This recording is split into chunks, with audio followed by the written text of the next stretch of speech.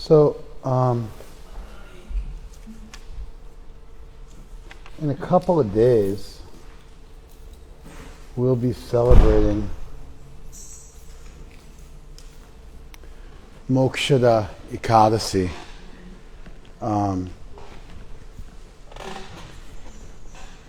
Also called Gita Jayanti. So we've got on our calendar the day the Gita was spoken. Shows up on our Panjika, our religious calendar that's calculated. It's a lunar solar calendar, primarily lunar calendar, that's calculated every year because the phases of the moon switch, so the dates will switch every year by a few days, and so it changes every year. And so Tuesday, day after tomorrow, the 14th of December, is Ekadasi, one of our 2-time-a-month fasting days. And it's called Mokshada Ekadasi, the Ekadasi that gives liberation, Mokshada Ekadasi.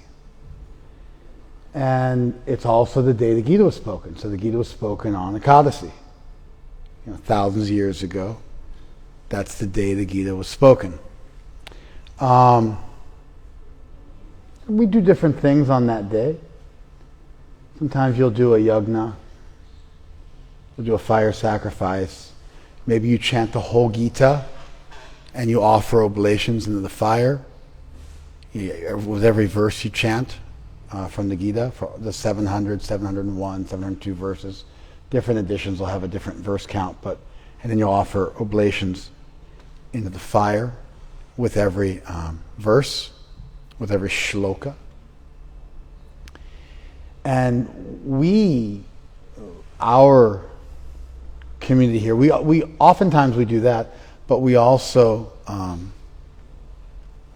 we go out and distribute books. So we get bhagavadgitas and we go out and pass them out to people in the street, just people from scratch that we meet.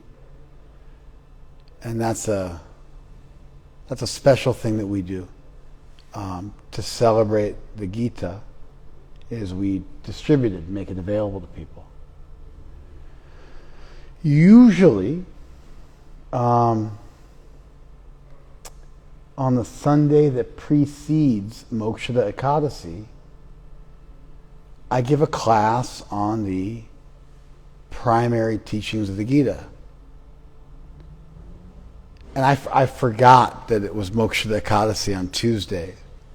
Then I remembered when I walked in the temple. But I had another thought as I was on my way over here of what I want to talk about. And I think it'll merge together. So we'll see how we do. But it's a Gita-themed Sunday feast, pravachan, a Gita-themed class. And I want to focus on, what is one of the most repeated themes of the Gita. It shows up really early on in the text. And Krishna does repeat it numerous times in a variety of ways. And that is, most generally, it's the theme of being near dvandva. Near dvandva. Not being dualistic. The dvandvas are things from dvi, which is where you get words like duo or dos in Spanish, or duo and duet in English, or dual, all comes from this root dvi, which means two. So near dvandva, not two-ness, not dualistic. And so what are the dvandvas? They're things like heat and cold, happiness and distress, pleasure and pain, winter and summer, honor and dishonor, friend and foe.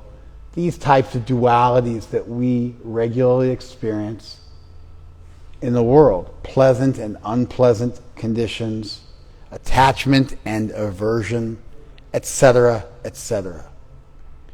And so scoot this way a little bit, just a little bit. Good. All right, that's good. Now you're kind of in front of her, so I changed my mind. Scoot this way now. All right, there we go. If you're sitting right behind the camera, you're good. You're perfect right where you are. Don't move. Otherwise, it'll be like I messed up and I shouldn't have said anything, because then it always gets worse. Okay, so yeah, these are standard dualities that people, including all of us, experience on a regular, if not daily basis, and the Gita teaches us to be not caught up in these things, to be near dvandva, without these dvandvas, which means not to be attached to them. And that is kind of a radical concept, because, I don't know, imagine if you went to your job tomorrow and got fired. Or imagine if your spouse died on the way home from the temple tonight. Or your child died tomorrow on their way to school. There are any number of circumstances we can think of really easily. And how would it be reasonable or possible for a non-sociopathic human to be detached from such a situation? In fact, if you did meet someone who was such an automaton or such a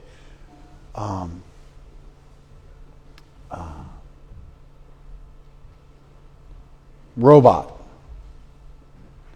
that they were totally unaffected by the death of a loved one,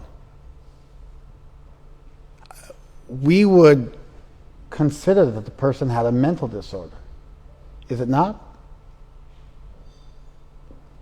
So, there's things called plausibility structures, which essentially is that sometimes you learn things as a child growing up, and you never question them.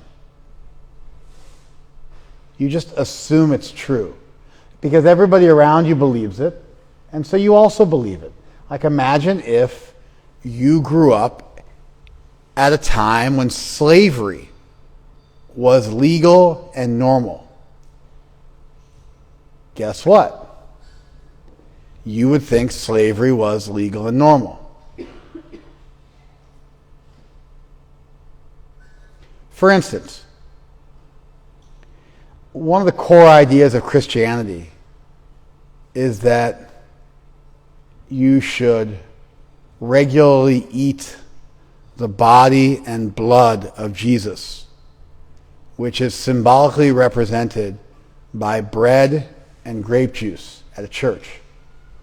And so in church, you will go up to the altar and you will take bread and wine or grape juice, and the priest will say, "This is the body and blood of Christ," and you'll say, "Yes, I accept this."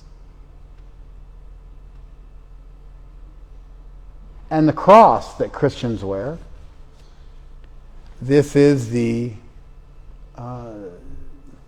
electric chair, essentially, that killed Jesus. And they wear it as a talisman around their neck. In fact, sometimes you'll have an image of Jesus on the cross being tortured. Their idea is that this was a beautiful thing, something to be celebrated, something to be remembered. And in fact, Jesus is the sacrificial paschal lamb, and you should consume him. And that's a ritual. That's the main ritual. That's called the transubstantiation. It's the main ritual in, 90% of Christianity for billions of people in the world. 2.5 billion people in the world. The reason I gave this example is if you're from India, you probably didn't know this. And it sounds really crazy. All of a sudden, Christianity is this weird ritual, cannibal cult, cannibalistic. They celebrate that, and somehow that's instantiated in the core ritual of the church. That's really bizarre. That's strange. If you were raised in a country where Christianity was not the basic religion, and you heard this, you would think, that's weird. Tell me more about it. Maybe there's some beauty in it, but prima facie, at first glance, it sounds a little weird. However, if you're raised in the US of A,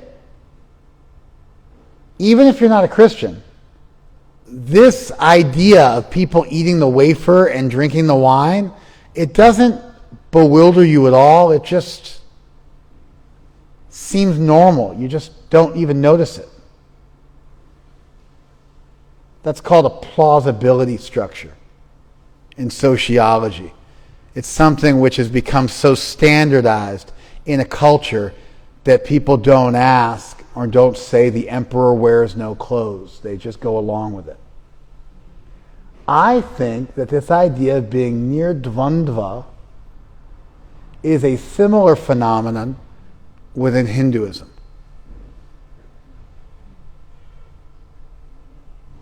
Being near dvandva, it's all over the Gita. It's all over the Gita. In fact, we're going to look at a verse in a minute. But if you just take the idea of being non-dualistic, unaffected by whatever happens, heat or cold, pleasure or pain, winter or summer, gain or loss, victory or defeat, honor or dishonor. I mean, at one point, Krishna says, for those who have been honored, dishonor is worse than death. And then he quickly contradicts himself and says, you should consider honor and dishonor to be the same. But the idea of just a straightforward non-attachment to whatever happens up or down in your life, A, it seems impossible. And B, it also seems unhealthy. Did you follow this? Now, just like the wacky Christians with their cannibal cult, consuming the body and blood of Jesus every day, and celebrating the instrument of death that killed him, is bizarre. When you tell Indian people this stuff about Christianity, they look genuinely confused, unless they're from Kerala or some other state where the Christian missionaries came and indoctrinated everybody. Then they think it's normal. But just somebody who is unfamiliar with Christianity, like Braj Kamud, this is strange, right? It's bewildering. Yes or no? Yeah. You think, what's wrong with these people, right? Yes or no? Yeah. I feel the same way when people go, you should just be detached. But in India, within Hindu society, within India, and Hindus are, by far the majority in India, not just because of the BJP, but they're just, 80+% of the population. And so there's, even amongst the Muslim population, the Mohammedan population within India, the same idea is still there, that you should be unaffected. Somebody dies, you should be detached. You should be the same. Siddhi asiddhyo samo bhutva. Being the same. Sama means same. That's where you get the word same from in English. Sama bhutva. Having become. Sama, the same. Siddhi asiddhyo. in success or failure. Samatvam yoga uchate. That sameness is called yoga. Nirdvandva nitya sattvasta. Be situated in purity, always. Be non-dualistic. Kirti akirti, in fame or infamy. Jaya ajaya, in success or failure. Raga dvesa, things you're attached to or unattached to. Shita ushna, sukha dukkha, happiness and distress.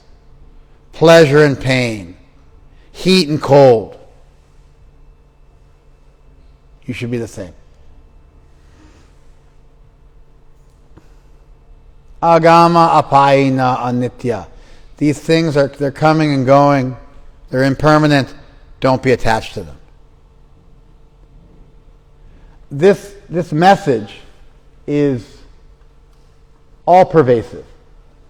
We would call it ubiquitous throughout Hindu thought. But I think it's just as impregnable and unintelligible as the weird stuff I just cited about Christianity. Because what kind of human being would go home and his daughter has been killed in a car accident and he would not grieve? Or if you even, let's not even go with something big like that, although certainly Nirdvanda would include that. A straightforward reading of being unattached to duality would definitely include that one.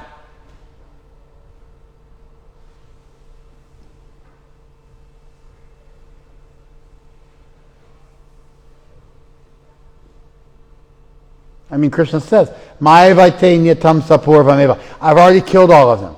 Nimitam acham bhavasavya sachin. You can just be my instrument. So just don't worry about it. Mrityu sarva haraschaham. That death comes and takes everything away.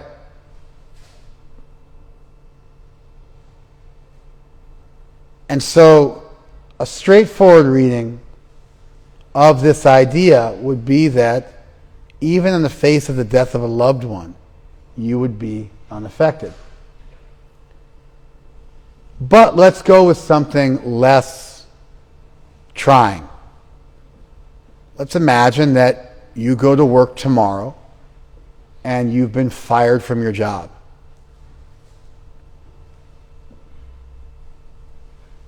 Which is how you feed your family.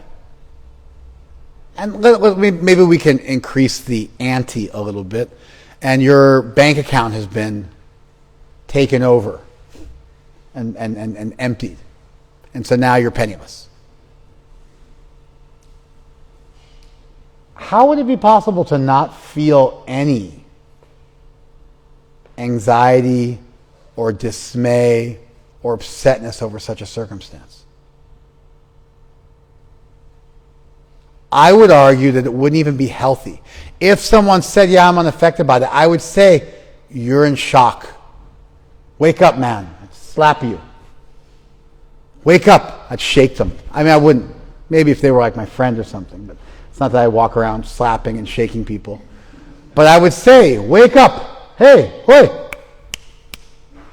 You're numb. Shake it off. You should be upset about this. This is a big problem. You're in denial.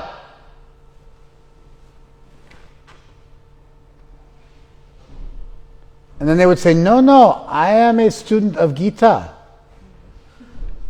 I would say, you're lying. This is not a student of the Gita. You're just being a fool. Did you follow this? So what I want to do today is I want to troubleshoot that. Okay?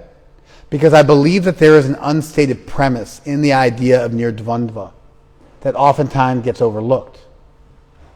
And a literal read of nirdvandva is unintelligible.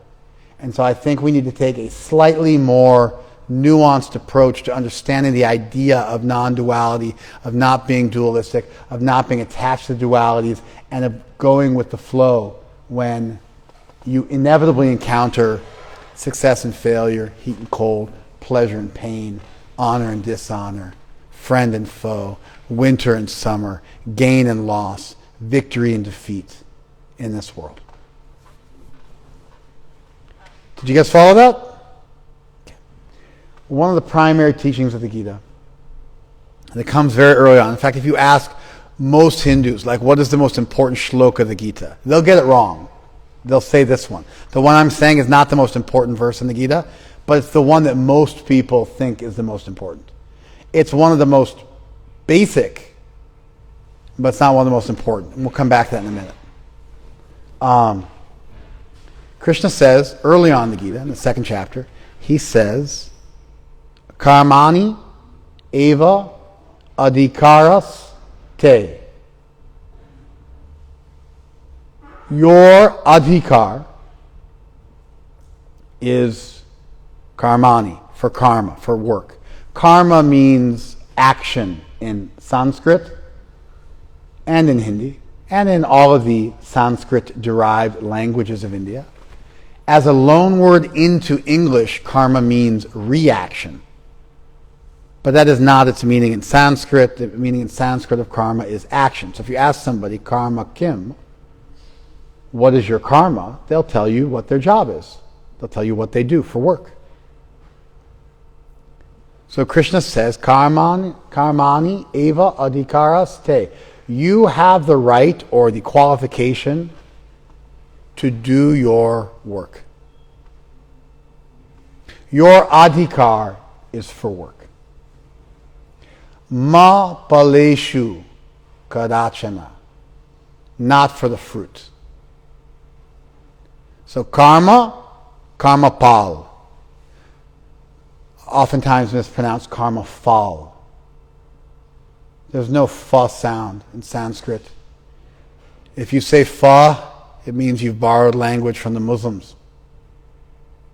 The fa sound is from Urdu. You know that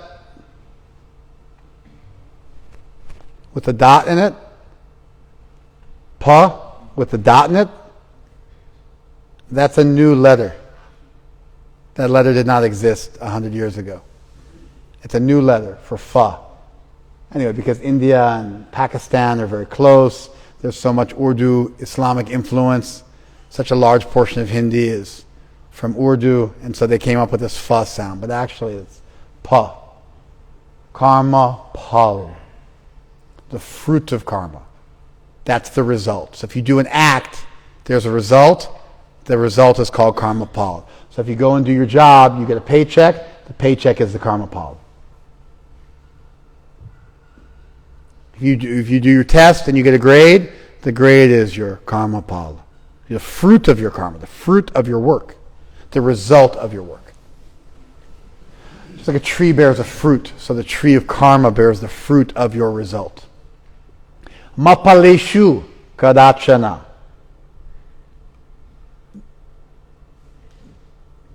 Never in the fruit at any time do you have adhikar. Do you have a right to the fruit? You have a right to do your duty. You don't have a right to the result. Ma karma pala hetu bhur. Don't ever be motivated by the fruit of your karma. Ma karma pala hetur. Ma means don't. Don't ever be motivated. Hetu means cause or reason or motivation. Don't ever be motivated by the fruit. You have a right to do your duty. You don't have a right at any time to the fruit. Never let the fruit be the motivation of acting. You follow? Mate sangha astu akarmani. And don't get attached to inaction. Don't let there be any inaction. So if you think, well, I don't get to enjoy the fruit. I can't have that motivation. I can't even have the enjoyment of thinking like sometimes I might get pride in having done the job. You follow? But maybe I don't even enjoy the fruit, but I look, see, I did that. Even you don't take it. I don't take the check. I give the check to charity, but I'm like, just see what I did? I don't get that either. So then I'm thinking, why should I even act in any way, shape, or form? Let me just give up and sit on the couch every day and do nothing. You can't do that either. Karmani evadikaste ma paleshu kadachana makarma palehetu bur mate sangastu karmani. You have a right to do your duty. You don't have a right to the fruit. Don't ever let that motivation for the fruit be what motivates you. Don't become lazy. Now, I guess we'll just take a slight little detour here. Within ethics, within theories about what you should do, moral philosophy, also known as ethics, is the systematic attempt to figure out what you should do in a given circumstance. Do you follow this? You have macro ethics, kind of like it's like the meta ethics. That is big questions like what is good? What is right? Then you have normative ethics. How should people in general behave? Then you have situational ethics or pragmatic ethics, which is in this particular circumstance, how should you behave? And so there are several different major ethical theories in the world when you systematically look at this stuff. One of them is a results-based ethics, also known as utilitarianism. And that basically is that the ends justifies the means. You should do whatever gets you the result you want. And there's two versions of that. You should do whatever gives you the most pleasure, or B, you should do whatever gives you the least pain. Positive and negative. Then there's also individual and collective. You should do whatever gives you the most pleasure, or you should do whatever gives some group of people the most pleasure. Or you should do whatever gives you the least pain, or you should do whatever gives a group of people the least amount of pain. This is positive and negative utilitarianism, or also called hedonic utilitarianism, or also called results-based ethics. It has many, many different names. It's the same basic idea. That is contrasted to the other major ethical theory. There's a couple others, but another major ethical theory is a duty-based ethic. You do what's right. It doesn't matter what the result is. Results-based ethics, the ends justifies the means. Duty-based ethic, do the right thing and damn the consequences. Do you see how diametrically opposed these two ethical theories are? And how universal they are? And how all ethical theories you encounter are going to have to deal with this? Anyway, this shows up all over Sanskrit literature, shows up all over all literature. Anytime people are starting to think about what you should do, you get into this. Do your duty or do whatever gets you the result you want. Now, Krishna's argument here is an argument for what would be called a duty-based ethic, also called more formally a deontological position. He's arguing for deontology, a duty-based ethic, the idea that you should do what's right. And the subsequent verse makes it clear. Yoga sta kuru karmani. Do your karma. Kuru means do. It's in the imperative. Do it. Do your karma. Yoga sta, situated in yoga. Yoga sta kuru karmani.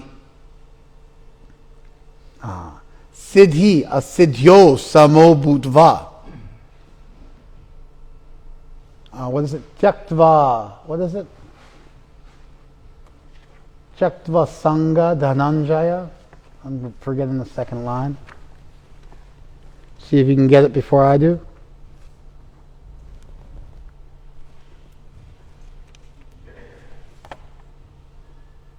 Sangam Tyaktva. I said Tyaktva Sangam. Sangam Tyaktva. Giving up your attachment. Do your duty situated in yoga. Siddhya Siddhyo Samo Budva. Be the same in success or failure. Samatvam Yoga Uchate. That sameness, that equanimity is called yoga. I believe that these two verses make a serious nuance to the idea of being near dvandva, or beyond pleasure and pain, happiness and distress, victory and defeat, gain and loss, attraction and repulsion, friend and foe, fame and infamy. They make a serious modification to the idea of near dvandva. Did any of you spot what it is?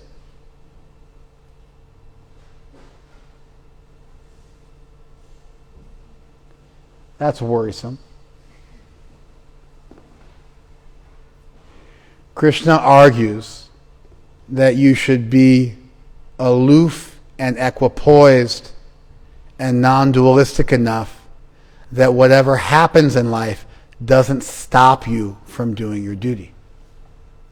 Therefore, this idea of stoicism or imperviousness or non-duality or not caring for the goings and comings of this world is specific to don't let it stop you from doing your duty. That's a major modification to a literal reading, which would be, as I mentioned earlier, almost impossible unless you were a sociopath. How could you see a child die or lose everything in an instant and not feel some pain and be totally indifferent? You won the lottery, all of your money was plundered. You had a child, your child died, and you're the same. You're the same in the sense of you get up the next day and do your duty. You take care of your family. You take care of your responsibilities. Now even that is a very high level of imperviousness and stoicism and autonomy. That no matter what happens externally, you're still going to do your duty. But whereas the literal reading of it, that you actually don't care, is impossible and almost insane, this reading of it is very noble, is reasonable, and is congruent with an extremely healthy, mature, self-realized person.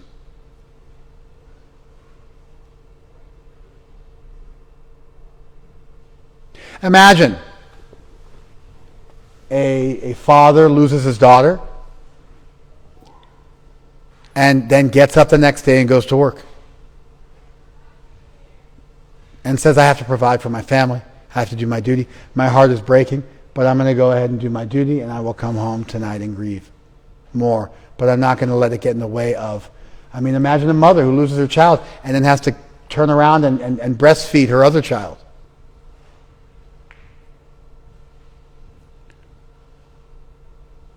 That degree of stoicism, that degree of imperviousness is noble, is reasonable. It's challenging, it's high, it's glorious, it's advanced. But it is conceivable and reasonable, and in fact it's beautiful and profound. Krishna's argument about equanimity and being equipoised in gain and loss, in victory or defeat, is specific to still do your duty, not feel nothing. Did you follow that? This nuanced approach to understanding the idea of being non-dualistic, I think, is critical in terms of making the Gita a practical text that can be applied in one's life. I mean, Krishna goes even bigger. He says, Anasaktir anabhishvanga putra dara grihadi shu. Don't cling to, don't be attached to your children, your spouse, or your home. He literally says that. Putra, dara, griha, adi, shu, or anything else. Adi means everything else, like in that same vein. So he names the big ones. He says, don't be attached to them. Prabhupada brilliantly, in his purport to this verse,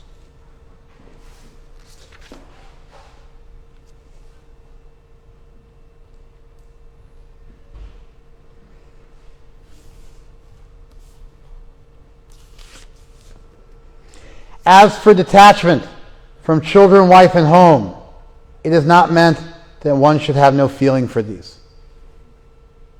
They are natural objects of affection. But when they're not favorable to spiritual progress, then one should not be attached. And Prabhupada goes on to say the best way to make your home pleasant is to chant Hare Krishna, have some deity, do arti, do kirtan every day, offer your food, and he presents sort of the standard Hare Krishna home program that most people have. We have an altar in your house, you offer your dinner, you do some kirtan, you worship the deity. It's kind of a standard program. You see Prabhupada here. What's he doing here? He's doing the exact same thing I just did for the last half an hour. Can you guys see this? A straightforward reading of being non-dualistic and being impervious to gain and loss, victory and defeat, heat and cold, pleasure and pain, honor and dishonor is impossible unless you are a robot. A more nuanced reading is that do your duty irrespective of what happens externally. Do your duty irrespective of what the result is. Be attached to your duty, to doing your best, to doing your duty, to being responsible. And then don't worry so much about how that works out. Just be attached to your duty because it's the only thing you can control. You can do your part, but you can't control all the other variables in life. That's brilliant. That's deontology. That's a duty-based ethic. That's been glorified and appreciated by philosophers for thousands of years in all traditions, as contrasted to the ends justifies the means, which of course results in so many horrible things being justified. And when we look at this nuanced understanding, and we look at the context of these two verses, do your work in yoga. Be the same in doing your work, whether you are successful or whether you fail. That equanimity, where you do your work irrespective of the result, that equanimity is called yoga. You have a right to do your duty. Be attached to doing your duty. Don't be attached to not doing your duty. What you need to give up your attachment to is the fruits of your duty. Your attachment to being responsible and you're doing your duty is okay. You can't be dependent on the fruits because then when the fruits are there, you're enthusiastic. When the fruits aren't there, you give up. So this degree of stoicism is required to be a responsible, functioning, dependable family member, boss, manager, citizen, because you have to do the right thing even when it's not easy and comfortable. If you just do the right thing when it's easy, then you're just waiting for a rainy day to come along and you fail everybody who depends on you. Amazingly, our qualification for initiation is that you make a lifelong vow to follow our standard of integrity. You're vegan. You're sober. You're celibate or monogamous. And you chant your japa every day, forever, irrespective of what happens around you. That degree of imperviousness to what goes on in the rest of the world, whether you're successful or whether you fail, in terms of your own personal lifestyle and how you live your life, is our litmus test, is our gold standard for what qualifies one for initiation.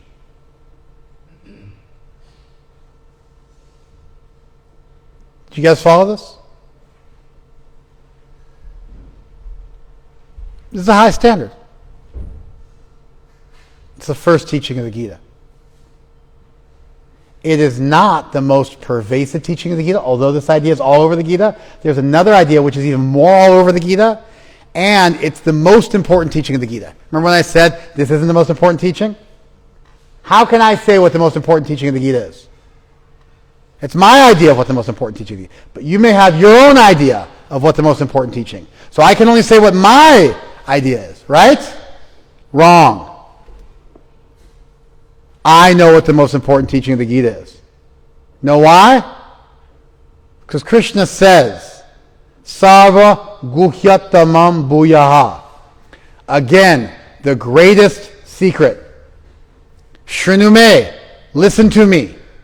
Paramam vachaha, my greatest instruction. Param vacha, my greatest instruction. That is sarva guhyatama, the greatest of all secrets. Shrinume, listen to it. Because I'm going to speak it bhuyaha, again. Ishto asime dridham iti, because I love you so much. Tato vakshami, I am speaking this. Tehitam, for your benefit.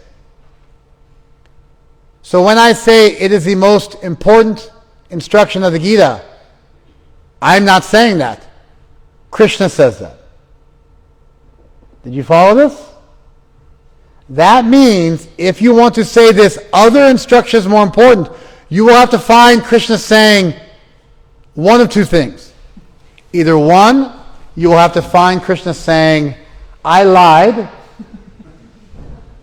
This other instruction is more important. That would be a slam dunk. Or you'll have to find Krishna saying this same thing. This is the greatest of all secrets. It's my supreme instruction. But you don't. He only says it about this. Therefore, without me saying this is my idea, I can confidently say this is the supreme instruction of the Gita. And if you go, I have a better instruction, here's the book. And then, but I'll say, but look at what Krishna himself says about this. Now, does Krishna say this about do your duty and don't be attached to the result? He does not. He says it about what I'm about to tell you. It's the verse immediately preceding the verse I'm about to teach you. The context of this verse makes it even more powerful. Krishna says,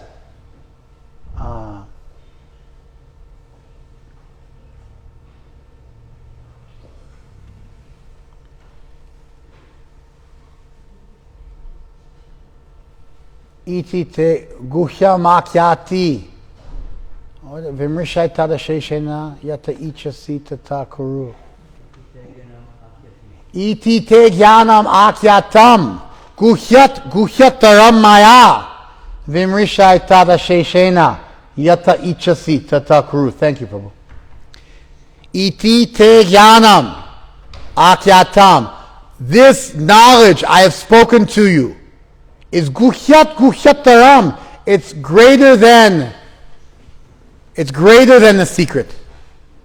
Vimrishai tadasheshena. Deliberate on it fully. Yata ichasi tatakaru. Then whatever you want, that you do. After that verse he says, but the greatest of all secrets, again, I will speak to you for your benefit because I love you so much. It is my supreme instruction. It is the greatest. Tama means greatest. Tara means greater. So he said, I've taught you greater things, but this is the greatest thing. It's called the comparative and superlative in English grammar. Good, better, and best. Krishna says this is the best, the highest, the greatest. It's the superlative. Tara means better. Tama means best. Guhyatama, the greatest secret. Param vacha, my supreme instruction. And amazingly, this verse I'm about to teach you is the only verse in the Gita that's repeated twice.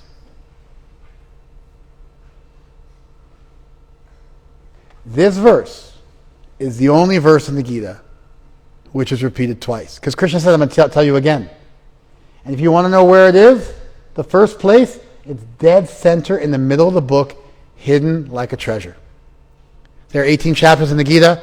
Dead center of the book is chapter 9, text 34, the end of the 9th chapter, beginning of the 10th chapter. Those two verses are these two verses.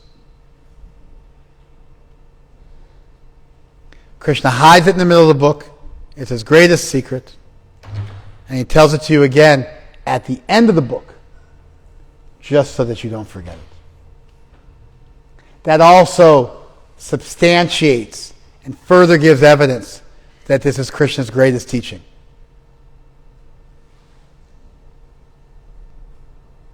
Did you follow this? So just to recap,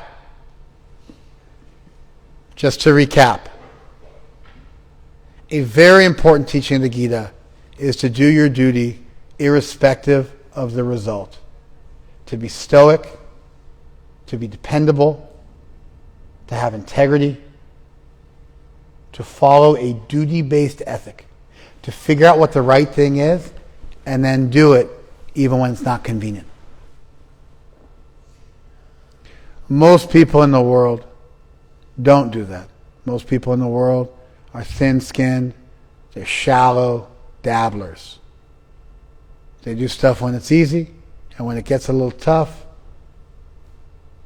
they depart. They give up their values. Our standard for giving someone initiation, for giving them diksha, is that they have to be able to follow the regular principles, chant their japa every day for the rest of their life. That's in fact the initiation vow. I will follow these rules and chant my rounds every day for the rest of my life.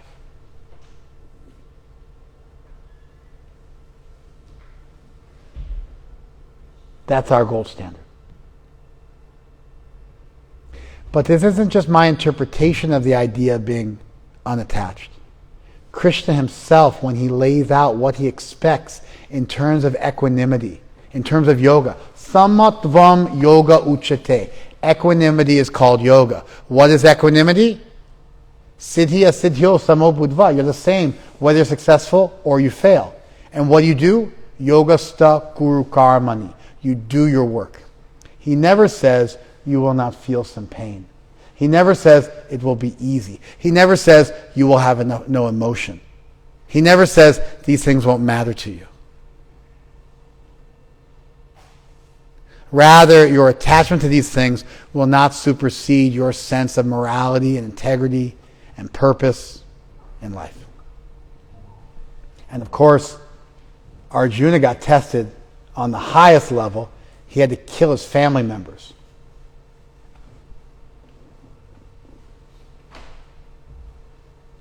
Think about that one. He must have been crying when he had to fight against Bhishma, Pitamaha, Drona. These people were his worshipable elders. But he had to do his duty, even when it wasn't easy. Fortunately, none of us are professional soldiers. And we're not fighting in fratricidal wars. So, most likely, we will never be tested on that level. But the principle of the Gita is that Arjuna is supposed to act even though it's painful, even though it's not easy. The Gita supports this understanding, and Prabhupada is a brilliant exegete, as a brilliant theologian, in the verse of the Gita where it says, Anasakya nabhishvanga pucha dara grihadi shu, that you should be equipoised and unattached towards your family, your spouse, your home, and everything else. Prabhupada says this does not mean you're not supposed to have any feeling for them. It means you're supposed to be more attached to doing the right thing, so that as people inevitably float off in various directions, you'll be able to stay the course and navigate this world expertly.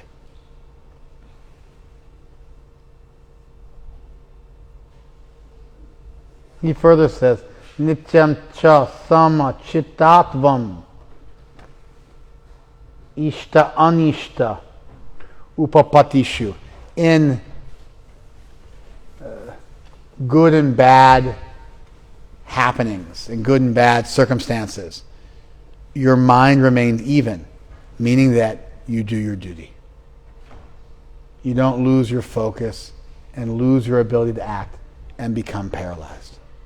He tells Arjuna, Utishta, get up. Tasmatvam utishta. Therefore, get up. Tasmatvam utishta. Yasho labhasva bhunkta rajam samridam. Gain fame, enjoy a flourishing kingdom. Mayevaite nyatam sapurvameva. They've already been killed by me. Nimitta matram bhavasavya sachin. You're just my instrument. We have to get up and act. That's the teaching of the Gita. And that's not the most important teaching of the Gita. That's grade school. But what is the highest teaching of the Gita? What's the teaching of the Gita that Krishna says? Sarva guhyatamam, my greatest secret. I'm going to say it bhuyaha again. It's the only verse spoken twice in the exact center of the text and at the end. Ishto asi medra damiti, I love you so much. Tato vikshami tetam. Therefore I'm going to say to you one more time. Shrinu me paramam vachaha, listen to me carefully, my supreme instruction. Manmana, think of me. Bhava mad bhakta, be my bhakta. Madhyaji, worship me. Mam namaskuru, offer your namaskar to me. That's it. Manmana bhava mad bhakta, madhyaji mam namaskuru. Mam eva esha si satyam te pratijane. Priyosime. I love you so much. You're so beloved to me that if you just do this, then you will come to me. Truly you will come to me. Without fail you will come to me. I'm declaring this. I'm promising you this. I'm promising you that if you just become a devotee, then your life will be perfect. You'll come to me. You'll achieve liberation. Moksha will be given to you. I will cover you. Yoga kshemam vahamyaham. I will carry you what you lack and preserve what you have. Aham tvam savapapebhyo mokshayishami. Mokshayishami means I will liberate you. From what? Savapapebhya. From any bad thing you've done. Aham tvam. I will do that for you. Mashuchaha. Don't worry. Don't fear. Don't worry. Before, don't take the fruit. Don't get attached to not doing your duty. Don't this, don't that. But he says, don't worry. Such a simple thing. Sarva dharmam priyaja. Give up all the other dharmas. Mamekam shadanam braja. Just take shelter of me. This is the next verse. These verses are the greatest secret of the Gita. And actually they're not even that secret. In the beginning of the Gita, Krishna says, Budhao Sharanam Anvicha. Try to surrender to this higher consciousness. Yukta Asita Matparaha. Sit in your meditation with me as the highest object. Mayi Sanyas Yadhyatma Chetasa. Give up, do your sannyas to me. Give up all the results of your actions to me. Thinking of me. And Bhoktaram Yagyatapasam Sarvalokameshram Suhridam Sarvabhutanam. If you understand I'm the Lord of the world. Maheshwar is a name for Shiva. His name is Maheshwar. Krishna says, Sarvaloka Maheshwaram. I am the great Lord of everything. Like I'm the Maha Eshwar. You follow? Like I'm like one step above. And I'm Suhridam Sarvabhutanam, the greatest friend of all living beings. And I am Bhoktaram Yagya Tapasam. I'm the enjoyer of all sacrifice, of all austerities. If you understand this, Yavamam Shantim Richate. Understanding this, you'll become happy. Yoginama Pisarvesham Matkaten Antaratmana Shadavan Bhajate Nomam Samayukta Tamomataha. Of all the yogis, the one who dedicates his life to me and worships me with faith, I consider him to be the greatest yogi. Yukta Tama, the most yogad. That word Tama again, greatest, the greatest yukta. Yukta means yogad. The most yogad. And then Daivihi Shagunamai Mamamaya Duratyaya Mamevaye Prapadyante Mayame Tam Tarantite. It's very difficult to overcome this world, but if you surrender to me, you will cross over it. Over and over again in the Gita, Krishna gives the same message again. Ananyas Chintayanto Mam. Just think of me. That's it. Yogakshemam Vahamyam. I'll carry you where you lack, preserve what you have. Tesham Satata Yuktanam Bhajatam Pratipurvakam. If you just worship me with love, Dadami Buddhi Yogantam Yena Mamupuyanti, I will give you buddhi. I'll give you enlightenment so you can come to me. Satatam kirtayantomam. Always chant. Always do kirtan about me. Bodhayantas parasparam. Enlighten one another about me. Tushanticha ramanticha. You'll feel great happiness. Over and over again, Krishna teaches the same thing. All throughout the Gita. Same message. Yo mam evam asamudho janati purushottamam. Sarvavit vajatimam sarvabhavena. If you understand that I am the greatest person, then you know everything. Iti guhyattamam shastram. That's the greatest secret of Shastra, that I'm the supreme being. And then what's the result? The result of that? Sarvavit, you know everything. Vajatimam sarvabhavena. You worship me with your whole heart. He says this again and again. So this greatest of all secrets is actually not so secret because it is the lesson in the Gita which is repeated more than any other lesson. It's there in every single chapter of Gita. And at the end, Krishna says it with panache, with flourish, with a sense of urgency. I'm going to tell you the greatest secret one more time. Even though I hid it in the middle of the text, even though it's all throughout the text, even though it's in every chapter, I'm going to tell it to you one more time to make it really clear. Bhava Mad Bhakta. Be my devotee. That's Krishna's ultimate teaching in the Gita. So I wanted to troubleshoot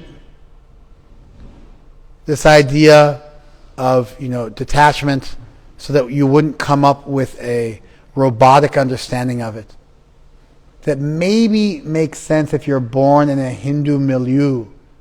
But if you're from outside the tradition and you look at it in a straightforward way, it doesn't make sense. I want to give more of an applied understanding of this ethical idea, of a duty-based ethic, of doing your duty even when it's difficult, which is really what Krishna intended.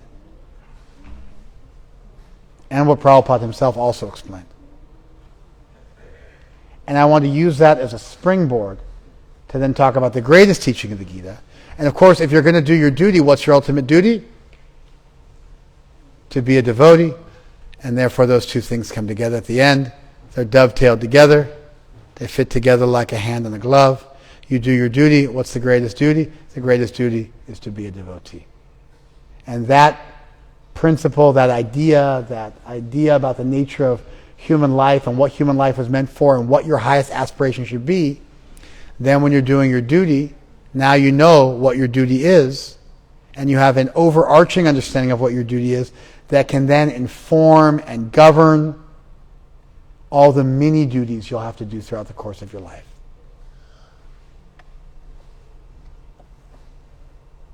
Thank you very much. Let's do a little kirtan. Hare Krishna.